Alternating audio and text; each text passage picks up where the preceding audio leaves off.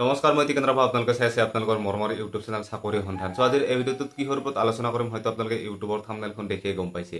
হয়, আজিৰ এই ভিডিঅ'টোত আমি আলোচনা কৰিম মেডিকেল টেষ্টত কিমানজনকৈ কেণ্ডিডেট মাতে বা আমাৰ যিহেতু অসমত দুটা চেণ্টাৰত এবাৰ ফিজিকেল টেষ্ট হৈছে।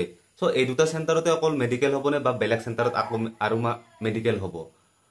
সো এই সম্পৰ্কে আলোচনা কৰিম। সো আপোনালোকে ভিডিঅ'টো প্ৰথমৰ পৰা শেষলৈকে চাই থাকিলে হ'ল। যিহেতু আমাৰ ফিজিকেল টেষ্ট 12 তাৰিখে শেষ হ'ব, ঠিক আছে, কম সময়ৰ ভিতৰতে নিশ্চয় কাট অফ লিষ্টটো আহিব, আমাৰ মেডিকেলৰ কাৰণে কাট অফ লিষ্টটো আহিব। তেতিয়া মানে কি হয়, বহুখিনি কেণ্ডিডেটে মানে মেডিকেলৰ কাৰণে ৰৈ যাবলগীয়া হয়। এটা যিহেতু কাট অফ সময় মাৰিব, আমি সকলোৱে জানো এইটো কথা। আৰু আমাৰ পুৰণি কেণ্ডিডেটখিনি জানে কিমানজনকৈ মানে কেণ্ডিডেট মাতে মেডিকেলৰ কাৰণে, ঠিক আছে। যিখিনি নতুন কেণ্ডিডেট সেইখিনি বাৰু নাজানে, কাৰণ এটা পোষ্টৰ এগেইনষ্টত আমাক কি কৰিব, দুটা মাতিব, ঠিক আছে। যিহেতু আমাৰ প্ৰায় 6000 মান ভেকেঞ্চি আছে আমাৰ অসমত।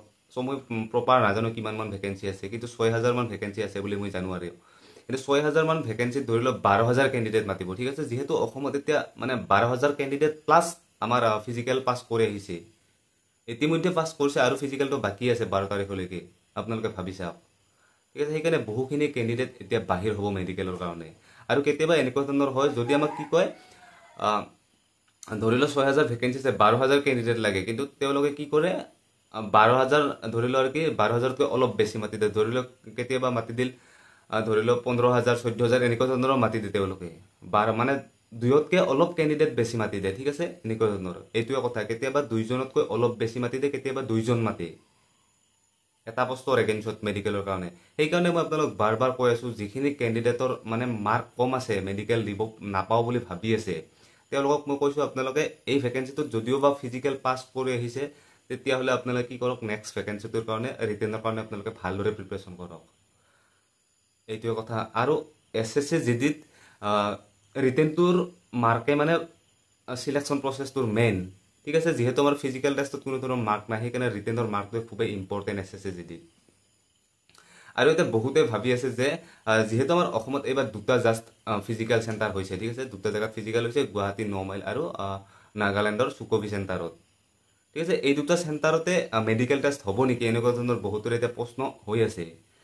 আমাৰ য'ত মানে ফিজিকেল টেষ্ট হৈছে, ঠিক আছে, এই দুটা চেণ্টাৰৰ বাহিৰৰ অন্য চেণ্টাৰত আমাৰ মেডিকেল হ'ব, মানে এড কৰিব তেওঁলোকে চেণ্টাৰ। যিহেতু মানে CFF বহুতখিনি চেণ্টাৰ আছে আমাৰ অসমত, সেইকাৰণে মানে এই দুটা চেণ্টাৰ অকল তেওঁলোকে মেডিকেল চেণ্টাৰ কৰি নেৰাখে, ঠিক আছে। বহু কেণ্ডিডেটক মানে মেডিকেল কৰিব লাগিব, তাৰপিছত RMA প্ৰচেছ আছে, ধৰি লওক অলপ প্ৰচেছটো লেট হৈ যাব। সেইকাৰণে মানে চেণ্টাৰ এই দুটা চেণ্টাৰ অকল কৰি নাৰাখে মেডিকেলৰ কাৰণে। তাৰ কাৰণে মই ভাবোঁ বাকী ধৰি লওক তেজপুৰত মেডিকেল হ'ব, আছাম ৰাইফল কেম্পত, বাকী ধুবুৰীত হ'ব BSF কেম্পত, তাৰপিছত ধৰি লওক ITBP কেম্পত, জালুকবাৰীত, এনেকুৱা ধৰণৰ চেণ্টাৰত মেডিকেল হ'ব। জাষ্ট এই দুটা চেণ্টাৰে নাথাকে। য'ত ফিজিকেল দিছে তাতে যে মেডিকেল হ'ব এইটো কোনো ধৰণৰ কথা নাই। আৰু হ'ব পাৰে, ধৰি লওক মই 9 মাইলত ফিজিকেল দিছোঁ, তাতে মোৰ ফিজিকেল মেডিকেলৰ চান্স প্ৰায়ে 50% আছে। মই তাতে পঢ়োঁ, মানে আগে পিছে পঢ়িছোঁ মই এনেকুৱা ধৰণৰকৈ। আৰু মোৰ চান্স আছে ITBP কেম্পত, জালুকবাৰীত। বাকী মোৰ এনেকুৱা ধৰণৰ চান্স নাই মই ভাবোঁ, ঠিক আছে। মই আগতেও কৈছোঁ আগৰ ভিডিঅ'টোত যে মই ফিজিকেল দিব পাম, মানে 9 মাইল চেণ্টাৰটোত ফিজিকেল দিব পাম। মেডিকেলৰ কথা আহি পৰিলে মানে মোৰ যিটো 9 মাইল চেণ্টাৰত চান্স আছে, আৰু বাকী জালুকবাৰী ITBP কেম্পটোত চান্স আছে, ঠিক আছে। ইমানখিনি CFF থকাৰ পিছতো মানে কি কৰিব তেওঁলোকে, মানে দুটা চেণ্টাৰত মেডিকেল নেপাতে। যিহেতু CFF বহুতখিনি মানে এনেই থাকিব, সেইকাৰণে এনেকুৱা ধৰণৰকৈ ভাগ বিতৰণ কৰি দিব তেওঁলোকে, মই ভাবোঁ, ঠিক আছে। মেডিকেল চেণ্টাৰ নিশ্চয় বাঢ়িব, সেইটো আপোনালোকে টেনশ্যন কৰিব নালাগে।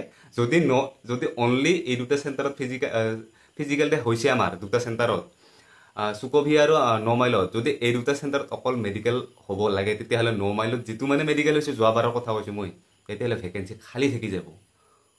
যদি যোৱাবাৰৰ ছিষ্টেমত মেডিকেল কৰে 9 মাইলত, মই এইটো কথা ক'লোঁ আপোনালোক, ভেকেঞ্চি খালী ৰাখি দিব 9 মাইলে। এনেকুৱা ধৰণৰ মেডিকেল কৰে তেওঁলোকে। আৰু আপোনালোকে কামনা কৰক মেডিকেল যেন 9 মাইলত নপৰে। বাকী যি চেণ্টাৰত পৰক, কোনো টেনশ্যন কৰিব নালাগে। আপোনালোকে 9 মাইলত পৰাটো আপোনালোকে কেতিয়াও কামনা নকৰিব। বেলেগ চেণ্টাৰত পৰক, একো টেনশ্যন নাই। তেজপুৰত পৰক, ধুবুৰীত পৰক, জালুকবাৰী ITBP কেম্পত বহুত মজা চেণ্টাৰ মই জনাত। আৰু যিহেতু মানে মই নিজেই জালুকবাৰীত ITBP কেম্পত মেডিকেল কৰিছোঁ, বহুত ভাল চেণ্টাৰ, তাত কোনো একো ডাউট নাই। ধুনীয়া চেণ্টাৰ, পাৰফেক্ট চেণ্টাৰ বুলি ক'লে ভুল নহ'ব।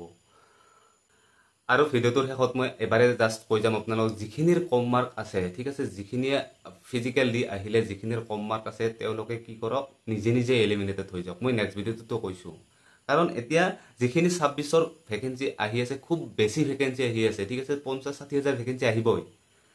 তাৰ কাৰণে যদি আপোনালোকে ভাল এটা স্ক'ৰ কৰি থৈ দিয়ে 90, 100 যদি এটা স্ক'ৰ কৰি থৈ আপোনালোকৰ চাকৰি ফিক্স বুলি ভাবি ল'ব পাৰে আপোনালোকে। এতিয়া যদি এই ভেকেঞ্চিটোত লাগি থাকে কম মাৰ্ক আছে তেতিয়াহ'লে আপোনালোকৰ কি হ'ব, নেক্সট ভেকেঞ্চিটো আপোনালোকে ৰহি যাব। কাৰণ কম্পিটিশ্যনৰ যুগটো ইমানেই বাঢ়িছে যে ল'ৰা ছোৱালীখিনি মোৰ ভিতৰতে কমেণ্ট কৰি থাকে, এতিয়া মই দাদা মানে এনেকুৱা ধৰণৰকৈ প্ৰিপেৰেশ্যন কৰিছোঁ, মই চিলেকশ্যন হ'ম না নাই এনেকুৱা ধৰণৰকৈ মোক মানে কমেণ্ট কৰি থাকে, ইমানেই কম্পিটিশ্যনৰ যুগ। সেইকাৰণে কৈছোঁ কম মাৰ্ক থকা ল'ৰাখিনিয়ে কি কৰক, নেক্সট ভেকেঞ্চিটোৰ কাৰণে প্ৰিপেৰেশ্যন কৰি যাওক। জাষ্ট 4 মাহমান আছে ৰিটেনৰ কাৰণে, জানুৱাৰী ফেব্ৰুৱাৰীত ৰিটেন হ'ব আপোনালোকৰ, ঠিক আছে। জাষ্ট 4 মাহমান 3 মাহমান আছে আপোনালোকে ভালদৰে প্ৰিপেৰেশ্যন কৰিবৰ কাৰণে। তাৰপিছত আপোনালোকে ৰিভিজন কৰিব লাগিল, মক টেষ্ট দিব লাগিল, এনেকুৱা ধৰণৰকৈ এক্সামটো আপোনালোকে এটেম্প কৰিব লাগিব। তেতিয়াহে আপোনালোকে কি কৰিব, ভাল এটা স্ক'ৰ কৰিবলৈ সক্ষম হ'ব। যদি এই ভেকেঞ্চিটোত লাগি থাকে তেতিয়াহ'লে নহ'ব। আৰু যিখিনিয়ে মানে ভাল মাৰ্ক আছে তেওঁলোকে আশা কৰাটো স্বাভাৱিক, এই ভেকেঞ্চিটোতে মোৰ এই ভেকেঞ্চিটোতে মোৰ মানে চাকৰি ফিক্স, এই ভেকেঞ্চিটো মানে মেডিকেল যদি ভাল হয় চাকৰি কনফাৰ্ম, এনেকুৱা ধৰণৰ। এতিয়া কম মাৰ্ক থকা ল'ৰা ছোৱালীখিনিয়ে কমেণ্ট কৰিব যে আমাক যে মেডিকেলত নামাতে বুলি ক'লে, ফিজিকেলটো বহুতখিনি ল'ৰা ছোৱালী ফেল কৰিছে, এনেকুৱা ধৰণৰ কথা। মানে যিখিনিয়ে কম মাৰ্ক পাইছে তাৰপিছত ক'ব যে তেওঁলোকে আছাম পুলিচত যিহেতু মানে অক্টোবৰৰ 9 তাৰিখে ৰিজাল্ট দিব, তাৰপিছত 10 তাৰিখে তেওঁলোকক এপইণ্টমেণ্ট দিব, এনেকুৱা ধৰণৰ বহুত ল'ৰা ছোৱালী গুচি যাব। এনেকুৱা ধৰণৰ তেওঁলোকৰ মানে কেলকুলেশ্যন, বহুত কিবা কিবি কেলকুলেশ্যন কৰে তেওঁলোকে, যিখিনি কম মাৰ্ক আছে। চিন্তাধাৰাটো অলপ বেলেগ মানে তেওঁলোকৰ, আৰু বেলেগ হোৱাটো স্বাভাৱিক, কাৰণ বহুখিনিয়ে কষ্ট কৰে তেওঁলোকেও, ঠিক আছে। তেওঁলোকে এইটো চিন্তাধাৰা কৰিলে মানে ঠিক নহয় মই ভাবোঁ, যিখিনি কম মাৰ্ক আছে। কাৰণ এটা বস্তুৰ এগেইনষ্টত 2জন কেণ্ডিডেট, বহুখিনি কম কেণ্ডিডেট মাতে মেডিকেলৰ কাৰণে। যদি আপোনালোকে মেডিকেল টেষ্ট দিব পাইছে তেতিয়াহ'লে কাট অফটো ইমান আগ নাবাঢ়ে। আপোনালোকে মেডিকেলৰ কাট অফটো থকাটোৱে এতিয়া মেইন কথা, মেডিকেলৰ কাট অফটো মানে অলপ বাঢ়িব মই ভাবোঁ, ঠিক আছে। তাৰপিছত ইমান ফাইনেল কাট অফটো নাবাঢ়ে, কাৰণ 2জন মাতিব, তাৰ কাৰণে অলপ মেডিকেলৰ কাট অফটো হাই যোৱাটো স্বাভাৱিক, তাৰপিছত ইমান নাবাঢ়ে, এইটোৱে কথা। আৰু কিমান কাট অফ যায় কিমান নাযায় সেইটো নাজানো, মই আপোনালোক আগৰ ভিডিঅ'টোতে কৈছোঁ যে আপোনালোকে নিজে নিজে কাট অফৰ এনালিছ কৰক, নিজে নিজে আপোনালোকে প্ৰিভিয়াছ ইয়াৰবিলাক চাই কিনে নিজে নিজে কাট অফটো বনাই লওক, আপোনালোকে মনতে ভাবক মানে ইমান কাট অফ যাব পাৰে। আৰু যদি আপোনালোকে ফিজিকেল পাছ কৰিছে তেতিয়াহ'লে আপোনালোকৰ একো টেনশ্যন নাই, যদি মেডিকেল দিব পাৰে তেতিয়াহ'লে আপোনালোকৰ চাকৰি ফিক্স বুলি ভাবি ল'ব পাৰে আপোনালোকে, কাৰণ ফাইনেল কাট অফটো ইমান নাবাঢ়ে। মই ক'লোৱে মেডিকেলৰ কাট অফটোহে হয়তো অলপ বঢ়া চান্স আছে, যদি মেডিকেলৰ কাট অফটোত থাকি যায় তেতিয়াহ'লে ফাইনেল চিলেকশ্যন স্বাভাৱিক একদম হৈ যাব, সেইটো টেনশ্যন কৰিব নালাগে, ঠিক আছে। আৰু যিখিনি মানে ল'ৰা ছোৱালীয়ে এই ভিডিঅ'টো চাই আছে তেওঁলোকে মানে আপোনালোকৰ মাৰ্কসমূহ কমেণ্ট কৰিব যে আপোনালোকৰ ৰিটেন স্ক'ৰ কিমান আছে, নৰ্মেলাইজেশ্যন স্ক'ৰ, ঠিক আছে। আজিৰ ভিডিঅ'টো এইখিনি আছিল। বিশেষকৈ যদি আপোনালোকৰ ভিডিঅ'টো ভাল লাগিছে তেতিয়াহ'লে কমচে কম লাইক কৰি দিব, আৰু কিবা যদি সুধিবলগীয়া আছে তেতিয়াহ'লে আপোনালোকে সুধিব পাৰে, নিশ্চয় আপোনালোক মই কমেণ্টত ৰিপ্লাই কৰিম। ধন্যবাদ।